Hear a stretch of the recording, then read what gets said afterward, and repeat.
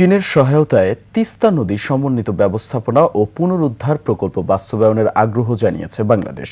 একই সঙ্গে ঢাকা ও বেইজিং বিস্তৃত কৌশলগত সহযোগিতামূলক অংশীদারিত্ব আরও জোরদারের প্রতিশ্রুতি পুনর্ব্যক্ত করেছে। বুধবার বেইজিংয়ের দিয়া ও ইউতাই স্টেট গেস্ট হাউসে বাংলাদেশের পররাষ্ট্রমন্ত্রী ড খলিলুর রহমান এবং চীনের পররাষ্ট্রমন্ত্রী ওয়াং ই এর বৈঠকে এসব বিষয়ে আলোচনা হয়। পরে যৌথ সংবাদ বিজ্ঞপ্তিতে জানানো হয়, তিস্তা প্রকল্পে চীনের সম্পৃক্ততা ও সহায়তা চেয়েছে বাংলাদেশ। বৈঠকে দুই দেশ রাজনৈতিক আস্থা বৃদ্ধি, উন্নয়ন কৌশলের সমন্বয় এবং অর্থনীতি, বাণিজ্য, বিনিয়োগ, ডিজিটাল অর্থনীতি, পানি সম্পদ ও স্বাস্থ্য খাতে সহযোগিতা বাড়াতে সম্মত হয়। বাংলাদেশ আবারও এক চীন নীতির প্রতি সমর্থন জানিয়ে তাইওয়ানকে চীনের অবিচ্ছেদ্য অংশ হিসেবে উল্লেখ করে।